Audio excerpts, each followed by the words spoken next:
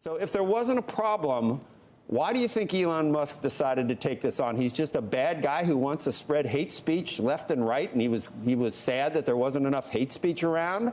Or was there an actual reason that he decided to spend that much of his own money in what he's saying is to try to help free speech? Well, Joe, look, you're a talented investor, and I think you and I both know what all your audience knows. He bought the platform because of the upside. Look, Facebook has 3 billion users. YouTube has 2.2 billion users. TikTok's over 1 billion users.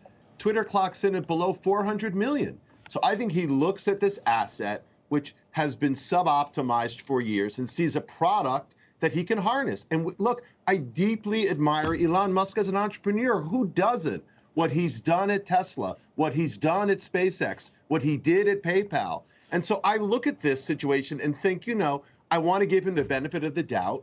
I want him to bring his extraordinary talent to this company, which needs it. And I would love to see him make it a beacon for the exchange of ideas in the tradition of Athens, right? Or what the founding fathers intended. What I worry about is it could go the way of Gab and Parler. So he's already said some interesting things, but about what he plans to do to the product. And we should talk about that, because that is material. But this kind of smoke and mirrors that it's all about censorship, I don't know, Joe. From my point of view, my job is to protect the Jewish people and other marginalized communities. And today, ADL released data that showed a 34% spike in anti-Jewish incidents last year, literally the highest year on record. And I believe deeply in freedom of expression, but I don't believe in the freedom to incite violence, whether it's, you know, alt-right Nazis or radical anti-Zionists. So what my concern is, and my hope is that Elon will do what he can to make the product better for all the users, not resort to this, you know, freedom of speech issue, because it already should be this vibrant town hall square for all of us to use. I don't know, Jonathan, he's worth, you know, I don't know how many yachts he needs to water ski behind. He's already worth $250 billion. No one in their right mind would, with the economic performance of Twitter, would buy this, that already had $250 billion just trying to make it $260 billion. Just in Tesla alone, he may end up being the first trillionaire. So I find it highly unlikely that it's totally a monetary impetus that has Elon, that Elon's thinking about here. Kevin, you have mentioned in the past that this company has underperformed miserably in terms of stock performance. So it was begging to be told. But we're talking about, you know, at this point today, this is a free speech debate. What do you think at this point Elon Musk will be better at content moderation that maybe honors both sides a little bit better? I do. I think this platform has underperformed. It's, as you said, been miserable for investors for a decade now. Basically, what happened here is you got your money back after putting it to work and at risk for a decade. And so now that's behind us. The board has been put out of their misery. They were abysmal at managing this business. They actually didn't even use it, which I always found incredible.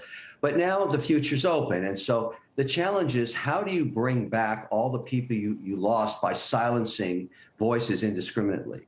That was pretty bad. And so over time, people just left this platform, as the advertisers did, because at the end of the day, advertisers come for eyeballs.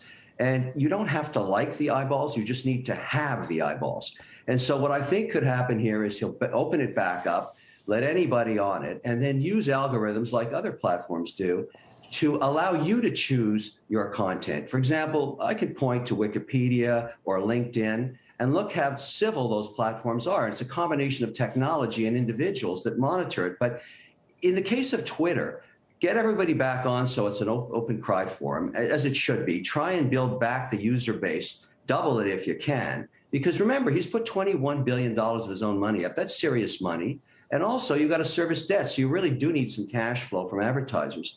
And then you can decide, and there's lots of opportunity here. For example, if you enhance the filtration opportunity here so that I can take out, if I'm a Democrat and I don't want to hear from Republicans, I'll filter them out. I'm not saying that's a good idea, but you can use filters to make your content what you want. You decide personally, and ultimately, you don't have to have a Twitter account if you find it offensive.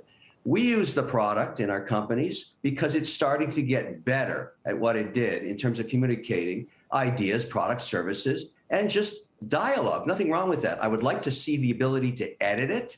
You can't do that. It's the only social media platform you can't go back and fix if you made a typo. It seems ridiculous. And maybe increase the amount of content, double the words you can use, so it becomes a richer platform.